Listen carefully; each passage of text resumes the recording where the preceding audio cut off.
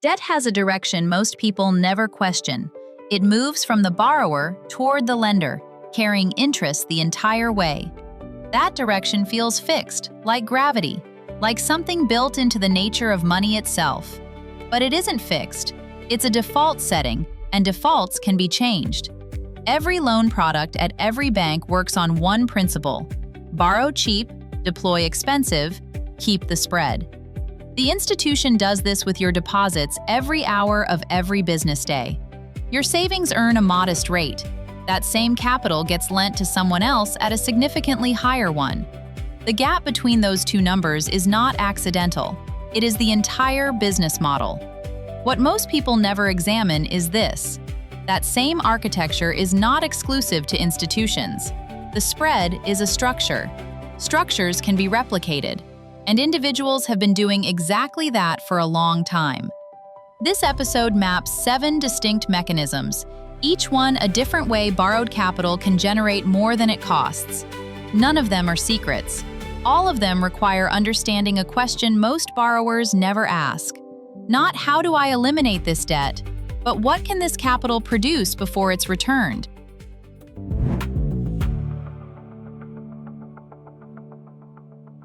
The most overlooked use of borrowed capital has nothing to do with real estate or the stock market. It involves buying an operating business, one already generating documented, verified income, using a loan structured so the business itself retires the debt. Consider a business producing around $130,000 in annual net profit, owned by someone who built it over decades and now simply wants to exit. Most people assume acquiring something like this requires $1 million in cash sitting idle. That assumption is wrong, and it keeps most people from ever investigating further. Certain government-backed lending programs exist specifically to fund business acquisitions, with minimum buyer equity requirements as low as 10% of the purchase price. On a $500,000 acquisition, that means the buyer contributes $50,000. The lending institution funds the remaining $450,000 over a 10-year term. The monthly debt service on that loan runs roughly $6,800 depending on the rate.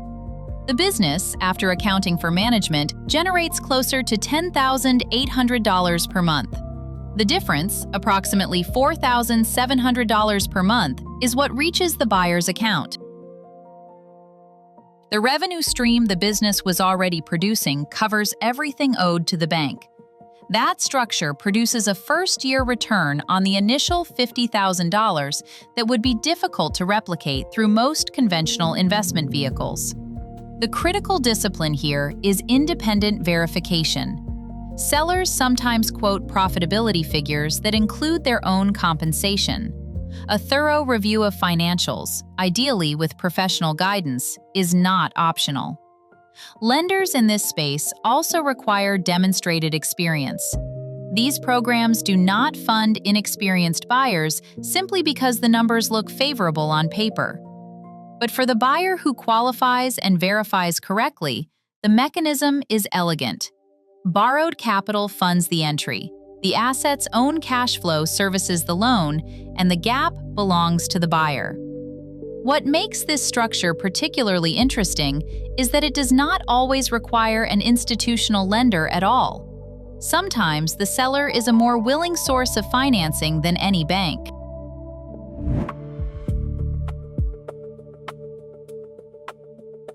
When a seller has held an asset for many years and it has appreciated substantially, accepting full payment in a single year creates a significant tax event. Capital gains on a large appreciated asset, taken all at once, can produce a tax bill that meaningfully reduces the effective proceeds the seller actually keeps. The IRS, however, allows a different structure. When payments are spread across multiple years, the seller pays tax only on what is received in each individual year. This is not an obscure maneuver. It is a standard provision in the tax code, and it can be more valuable to a long-term seller than the price itself. That tax efficiency is something a conventional cash buyer cannot offer. But a buyer willing to make payments over time can offer it directly and use it as a negotiating tool. A $350,000 property financed directly by the seller with no bank involved can be structured at a rate below what any institution would charge, with terms negotiated at the table rather than dictated by an underwriting model. There are no origination fees, no appraisal requirements, no approval timelines measured in weeks. The terms reflect what both parties actually need rather than what a lending algorithm allows. In the right situation, the down payment can be lower than any institutional lender would accept. In rare cases, for a buyer with a documented track record, it can be negotiated away entirely. The buyer solved a problem the seller couldn't solve alone. In exchange, the seller became the financing structure, and the institution was never needed. This is not a technique hidden from view. It is a natural consequence of understanding what the other side of the table actually needs from the transaction. Once that logic becomes clear, a further question surfaces. If collecting payments is valuable, is there a way to position yourself as the one collecting them without buying the underlying asset at all?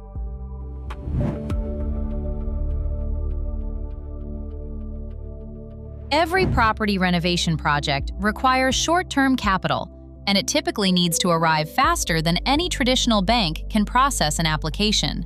Deals close in days. Standard institutional approval timelines measure in weeks or months. The gap between those two timelines creates a consistent demand for a different kind of lender. Private capital fills that gap. Individuals with available funds lend directly to real estate operators at rates that reflect the urgency and short duration of the need, typically 10 to 14% annually. The loan is secured not by a promise, but by a physical asset. The property backing the loan is worth more than the loan itself. That margin is the protection. Consider lending $120,000 against a property appraised at $190,000. At 12% over 9 months, the interest income approaches $11,000 on secured collateral.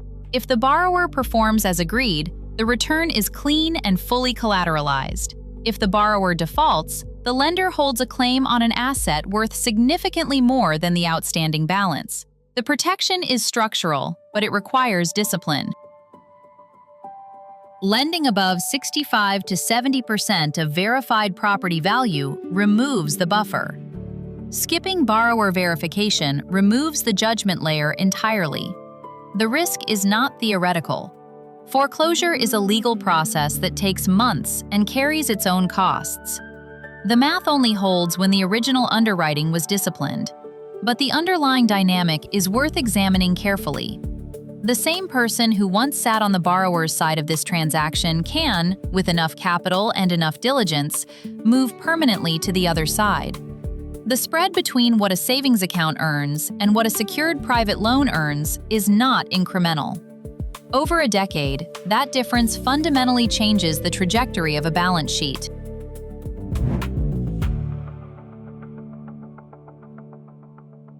There is a financial structure that certain families have maintained across generations, largely without public discussion.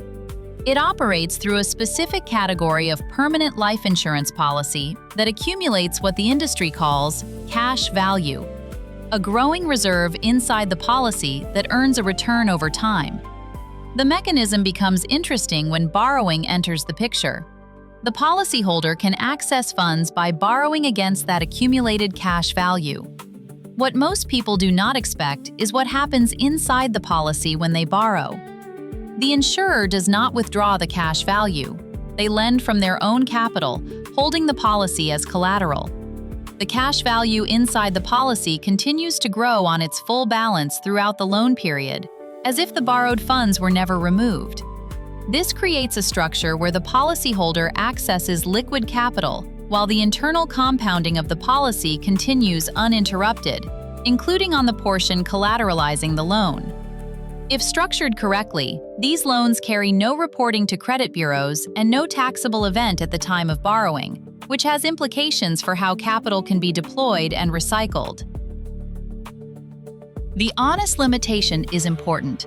This structure requires years of premium payments before the cash value becomes meaningful. In the early years, the accumulated value is low relative to total premiums contributed. Anyone presenting this as a fast strategy is describing something different from how it actually works. It is a decade-long architecture, not a near-term mechanism. For the person who understands the timeline and structures it correctly from the beginning, the effect over time is that interest which would otherwise flow outward toward a lending institution instead circulates within a system they control.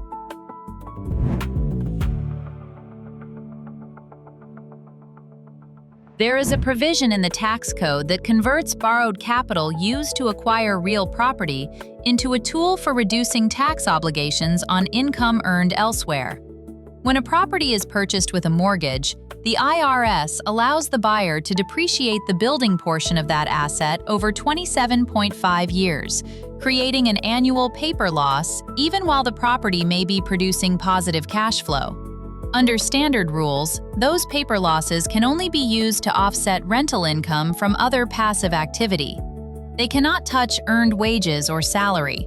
That limitation is significant, but one classification changes the entire picture. A taxpayer who qualifies as a real estate professional under IRS guidelines, meeting a specific annual hour threshold and a majority of working time test, gains access to a different set of rules. For that qualified individual, depreciation losses from real property become unlimited. They can be applied against any income, including W-2 wages, investment returns, or business income. An accounting technique called cost segregation allows certain property components to be depreciated on a shorter, accelerated schedule. Applied to a meaningful portfolio, this can generate substantial paper losses in the first year of ownership. A household with significant leveraged rental holdings and one qualifying spouse can, in a single year, generate enough paper losses to offset a large portion of their combined taxable income. The bank's capital bought the properties. The properties generated losses that existed only on paper while the underlying assets continued to appreciate and cash flow. Those paper losses then reduced the household's actual tax bill by tens of thousands of dollars in the same year they were generated. This is not casual territory. It requires a CPA with genuine expertise in real estate tax law, thorough documentation, and a clear understanding of what the qualification standards actually require. But it is legal, it is documented in the code itself, and it has been a quiet feature of how leveraged real estate intersects with the tax system for a very long time.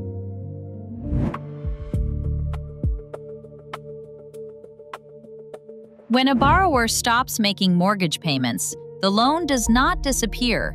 It becomes a different kind of asset, and banks are highly motivated to move it off their books. A non-performing note is a loan where repayment has stopped. Banks sell these, and they do not sell them at face value.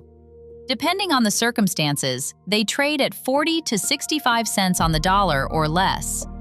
An investor who purchases a $180,000 mortgage for $90,000 now holds a legal claim against both the borrower and the underlying property. There are two paths forward, and the economics are favorable in both directions.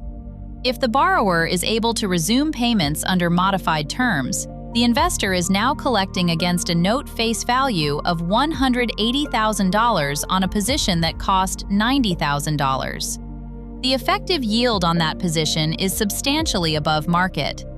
If the borrower cannot resume payments and foreclosure proceeds, the investor acquires a property worth more than the purchase price of the note. The math holds in either resolution. The discipline required is significant. Due diligence on both the note and the underlying property must be thorough. Legal knowledge of the foreclosure process in the relevant jurisdiction is not optional. Retail investors do not typically access the large institutional pools where major banks sell in bulk. The entry point is through note brokers, smaller community lenders, and specialized marketplaces that trade individual notes. This is not an introductory play, but the structural logic it demonstrates is the same logic running through every other mechanism on this list. The person holding the instrument that generates income from capital is not always the institution.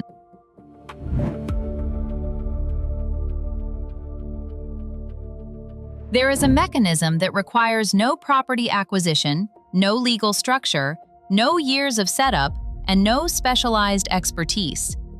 It operates at the level of basic business purchasing and produces one of the higher annualized returns on this list. Many suppliers offer early payment terms. A common structure gives a 2% discount for payment within 10 days on an invoice otherwise due in 30. 2% sounds like a rounding error.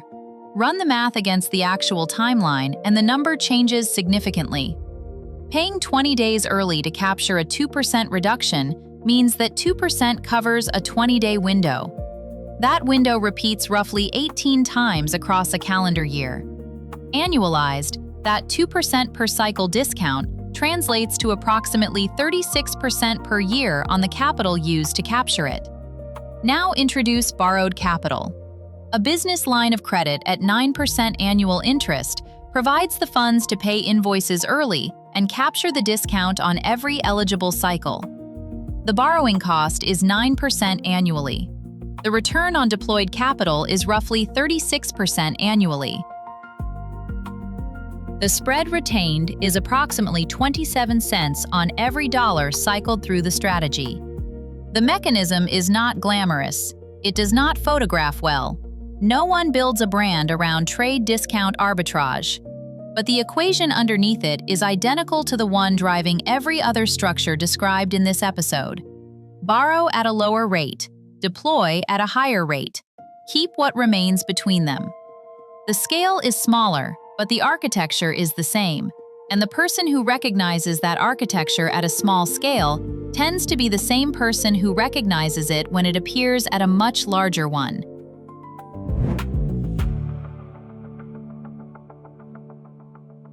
Seven different mechanisms, 7 different entry points, and one structural principle connecting all of them.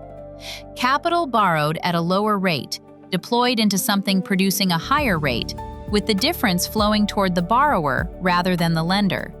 Banks have operated on that principle since the first institution opened its doors. It is not a secret. It is not a vulnerability in the system.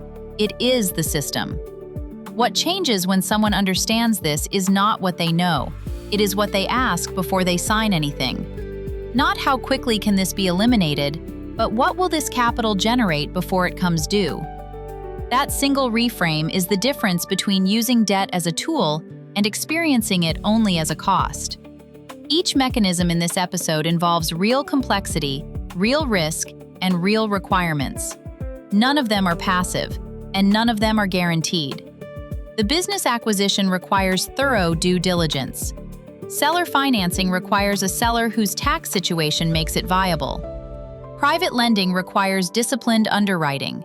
The insurance structure requires years of patience. The tax strategy requires professional execution. Note investing requires legal and financial expertise. Even the simplest arbitrage requires an operating business with eligible suppliers. What they share is not ease. What they share is architecture. And architecture can be studied, understood, and, over time, applied. The version of debt most people encounter is a one-sided transaction. Capital flows one direction. Interest flows one direction. The institution captures the gap. Understanding these 7 structures does not guarantee anything. It does change the question being asked.